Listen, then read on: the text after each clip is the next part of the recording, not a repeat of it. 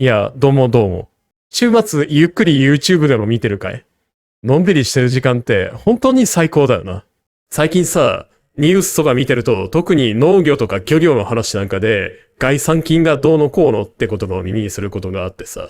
なんだか専門用語っぽくて俺たちの生活にはあまり関係ないかなって思うかもしれないけど、これが結構世の中の仕組みを考える上で面白い話なんだぜ。概算金って一体何なんだ？まず、概算金って聞くと、なんか大体の計算で出すお金みたいなイメージだよ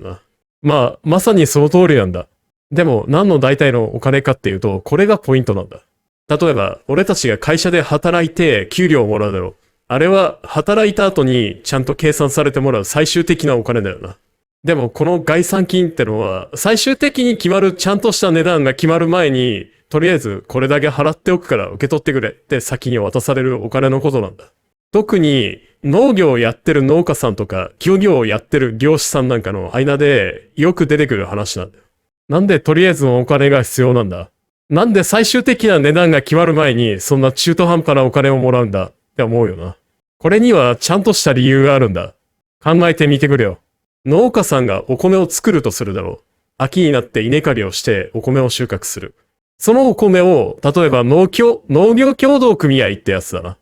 農家さんが集まって作った組織だよに売るとするじゃないか。でもそのお米が最終的にいくらで売れるか、つまり今年の市場の需要と供給のバランスとか品質とかで最終的なちゃんとした価格が決まるのって結構時間がかかるんだよ。俺たちがお米をスーパーで買う頃には値段が決まってるけど、農家さんからすれば収穫したての時点ではまだはっきりしないわけだ。でも農家さんだってお米を作るために肥料買ったり、機械の修理したり、生活したりするのにお金がいるだろう。収穫してから最終的な値段が決まるまでずっとお金が手に入らないと困っちまうわけだ。そこで出てくるのが概算金なんだよ。農協なんかがとりあえずあんたたちが作ったお米丸々キロに対して1キロあたり丸々円で先に渡しとくれって言って大まかな金額を守って農家さんに渡してあげるんだ。これが概算金だ。これで農家さんはとりあえず手元にお金が入るから次の年の準備をしたり生活費に当てたりできるわけだ。その後どうなるんだ？で、その後だ。市場でお米が全部売れて最終的なちゃんとした値段が決まったとするだろう。もし最初に渡した概算金より最終的な値段の方が高かったら農家さんは残りの差額を後から追加でもらえるんだ。これを生産金なんて言ったりする。逆に、もし概算金として渡した金額よりも、最終的な値段の方が安くなっちゃった場合は、これはあまりない方がいいんだけど、基本的には農家さんが返す必要はないことが多いんだな。そのリスクは、農協とかその間の組織が引き受けてくれることが多いんだ。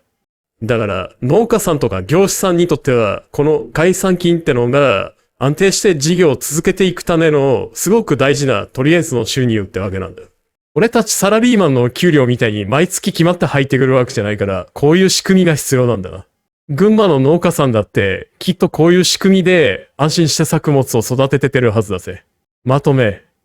そんなわけで、概算金ってのは、農産物や水産物なんかで、最終的な販売価格が決まる前に、生産者農家さんとか業者さんに、とりあえず先に支払われるお金ってことだな。生産者が安心して次の生産活動に移れるように、あるいは生活できるようにするためのすごく合理的な仕組みなんだよ。もし YouTube 見てて農業とか漁業のニュースなんかでこの言葉を耳にしたら、あれは生産者がとりあえずもらう前払い金みたいなもんか、くらいに思っておくと世の中の動きがちょっと面白く見えてくるかもしれねえよ。まさかそんなとりあえずのお金の仕組みがあるなんて面白い話だろ。